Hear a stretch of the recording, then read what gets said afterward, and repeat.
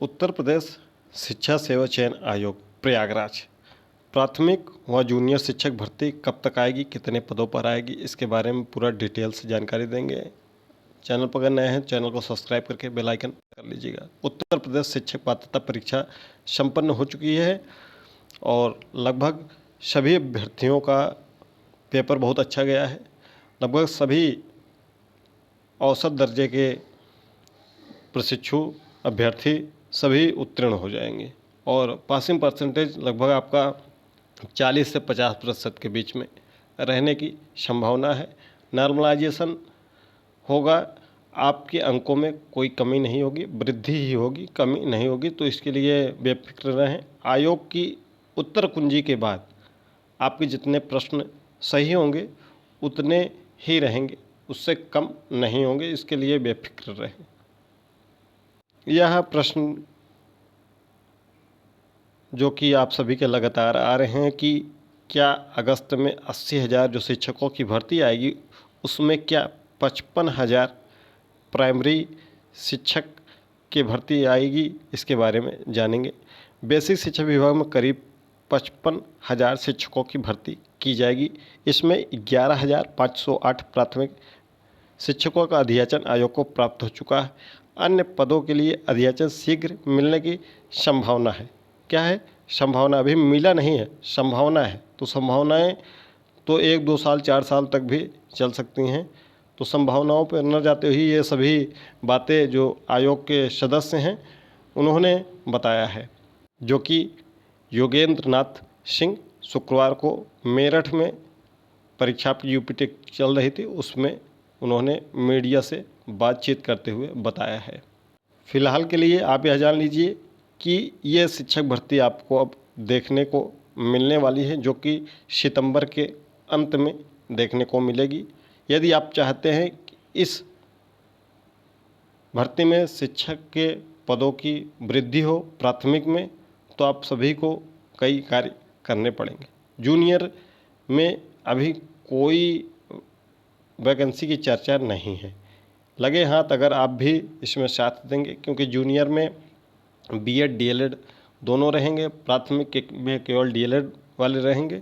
तो इसमें सभी को मिलकर साथ चलकर एक वैकेंसी की वृद्धि के लिए आवाज़ उठानी चाहिए और ज़्यादा से ज़्यादा प्राथमिक में शिक्षक भर्ती आ सके। कम से कम प्राथमिक में आप सभी का एक उद्देश्य होना चाहिए कि प्राथमिक में हमें कम से कम 50,000 प्लस वैकेंसी चाहिए, उससे कम नहीं चाहिए, 50,000 प्लस। ठीक, जूनियर में भी कम से कम 20 से 25,000 की मांग की जानी चाहिए। जूनियर में परिषदीय विद्यालय चलते हैं, जूनियर के अशासकीय सहायता प्राप्त विद्यालय चलते हैं, जहां टीजीटी के कक्षा 9-10 के अध्यापकों से ही कक्षा 6, 7, 8 का भी अध्यापन करा लिया जाता है, जबकि इसमें कोई भर्ती नहीं होती है। ऐसे ही राजकीय इंटर कॉलेजों में है। जैसा कि आप सभी को पता होगा कि अभी कोर्ट में सरकार ने ही कहा था कि एलटी ग्रेड की जो भर्ती हो रही है वह कक्षा 9 से 10 के लिए हो रही है। तो 6 से 8 में कौन पढ़ाता है, इसका जवाब कौन देगा? तो इसमें भी भर्ती की आवश्यकता है। अगर आप प्रयास करेंगे तो यह भर्ती आपको देखने को मिल सकती है। बिना प्रयास के इतनी ही केवल भर्ती आएगी अगर आप प्रयास नहीं करेंगे। और इस प्रयास में भावी शिक्षिकाओं की बराबर की हिस्सेदारी होनी चाहिए, क्योंकि जो आपकी संख्या है दोनों की बराबर है। जितने ही लगभग पुरुष वर्ग हैं उतने ही महिला हैं। और सीट भी आपकी जो आएगी प्राथमिक में, आधी सीट आपकी होगी, आधी सीट महिलाओं की होगी। तो इसके लिए आपको खास तौर पर भावी शिक्षिकाओं का बराबर का हिस्सा लेना पड़ेगा, तभी यह संभव है, अन्यथा संभव नहीं है। जब भी कहीं धरना प्रदर्शन वगैरह होता है तो अगर पुरुष 500 पहुँचते हैं तो महिला उसमें 5-10 होती हैं। तो इसके लिए आपको आगे आना होगा अगर आप भर्ती चाहती हैं तो, अन्यथा फिर भर्ती भूल जाइए। बस इतनी ही प्राथमिक में भर्ती आने जा रही है। तो प्राथमिक इसमें वृद्धि के लिए आप सामूहिक प्रयास कौन कौन से प्रयास कर सकते हैं? सबसे पहला है कि आपको प्रत्येक रविवार को ये पूरी प्रक्रिया आपको जुलाई महीने तक करनी है। जुलाई से लेकर अगस्त तक करनी है। अन्यथा इन 2 महीनों के बाद अगर आपने प्रयास नहीं किया तो कुछ नहीं होगा। पहले तो सबसे पहले आपको प्रत्येक रविवार को ट्विटर अभियान चलाना होगा। प्रत्येक रविवार ट्विटर अभियान, जिसमें सभी लोग ट्विटर बना लें। ट्विटर अभियान प्रत्येक रविवार को किया जाए। दूसरा है, जो भी आपके ज़िले के विधायक हैं, आप अपने ज़िले में तो जा ही सकते हैं ना। अब आप प्रयागराज नहीं आ सकते, आप लखनऊ नहीं आ सकते, तो अपने ज़िले में एक, हर ज़िले में अपने अपने स्तर से समूह बना लीजिए। 200 लोगों का, 400 लोगों का, 100 लोगों का, हर ज़िले में अपने विधायक को, अपने सांसद को और अपने ज़िले के जिलाधिकारी यानी कि डीएम को आप ज्ञापन दीजिए। ये कार्य 15 दिन में कंप्लीट करिए। उसके बाद क्या करिए, मानसून सत्र शुरू होने वाला है। लोकसभा राज्यसभा का मानसून सत्र आपका 20 जुलाई से संभावित है।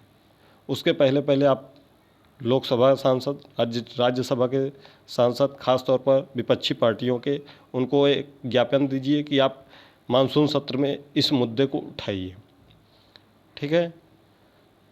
उत्तर प्रदेश में भी मानसून सत्र अगस्त में प्रारंभ होगा। उसमें भी विपक्षी पार्टियों को, जितने भी विधायक हैं विधानसभा में, विधान परिषद में, उनको ज्ञापन दीजिए कि वो आपके मुद्दे को विधानसभा में उठाएं कि उत्तर प्रदेश में कम से कम 1.5 लाख के आसपास में प्राइमरी के शिक्षकों के पद रिक्त हैं और अभी तक भर्ती क्यों नहीं की जा रही है, क्यों बेरोजगारों के साथ छलावा किया जा रहा है।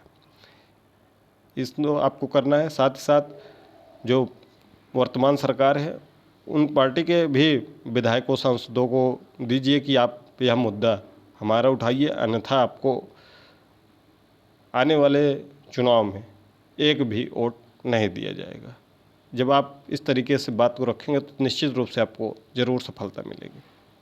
उसके बाद आपको क्या करना है, शिक्षा सेवा चयन आयोग पे ज्ञापन देना है। जो भी प्रयागराज में रहते हैं अलग अलग अभ्यर्थी, ये नहीं कि केवल एक किसी को आपने लीडर चुन लिया, वही जो कहेगा वही करें। अलग अलग सभी अभ्यर्थी, सभी को अपना अपना उत्तरदायित्व होना चाहिए और यह प्रयास सामूहिक होना चाहिए अलग अलग अभ्यर्थियों द्वारा। तो शिक्षा सेवा चयन आयोग में आप ज्ञापन दीजिए। शिक्षा निदेशालय प्रयागराज में ज्ञापन दीजिए अलग अलग अभ्यर्थियों द्वारा। कोई एक ही अभ्यर्थी, एक ही नेता इसमें पार्टिसिपेट अगर करेगा तो वह आयोग की नज़र में, सरकार की नज़र में वही पीटा जाएगा, वही जो भी होगा तो उसी के साथ में होता है। तो आप देखते हैं कि जैसे कभी दरोगा वगैरह में जो अभी प्रदर्शन वगैरह हुए, उसमें किसी एक अभ्यर्थी को ही जेल में उठाकर डाल दिया जाता है। तो ये अलग अलग अभ्यर्थी होने चाहिए। उसके बाद आप SCRT निषादगंज में दीजिए। ठीक है।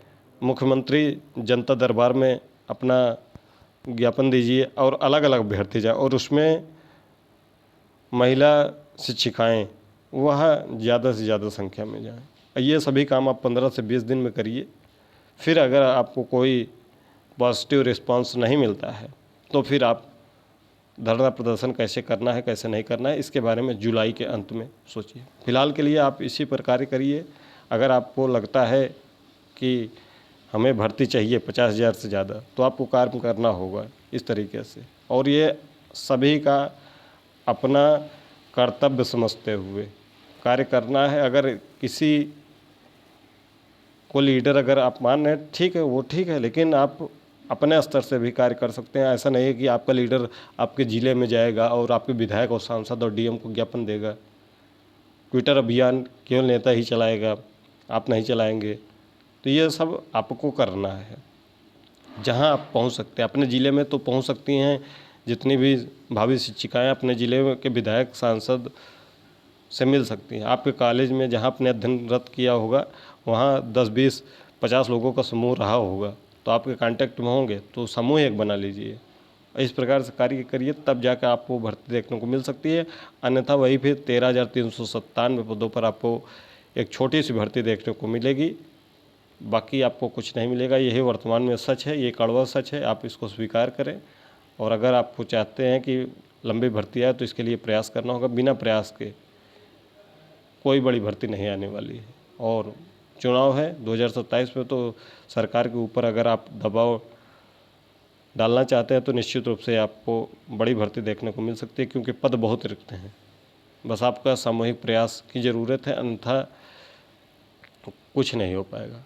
और एकेडमिक वगैरह के लिए जो हटवाने के लिए प्रयास कर रहे हैं, उसके लिए बाद में प्रयास कर लीजिएगा। पहले तो एक सुखद समाचार मिल जाए कि हाँ इतने पदों पर भर्ती आ रही है। जैसे मुख्यमंत्री जी ने कहा था कि 11,000 पदों पर भर्ती आ रही है प्राइमरी में, ऐसे ही उनके मुखार बिंदु से निकल कर आए कि हाँ 50,000 प्राइमरी की भर्ती आ रही है, तो उसके बाद फिर हम उस पर बात कर सकते हैं कि एकेडमिक हटाया जाए या नियमावली कैसे बनाई जाए, इस सब पर बात कर सकते हैं। फिलहाल यही सच है कि आप 13,397 अगर उसी के लिए बस लड़ना चाहते हैं, उसमें भी शिक्षा मित्रों वगैरह को वेटेज मिल सकता है 25 अंक का, जैसे भी नियमावली बनेगी, तो उसमें भी आप पहले ही से बाहर हो जाएंगे। तो 50,000 से कम अगर भर्ती आई तो आपके लिए ऊँट के मुंह में जीरा के बराबर हो। तो इसके लिए क्या आपकी क्या राय है, कमेंट बॉक्स में ज़रूर बताइएगा।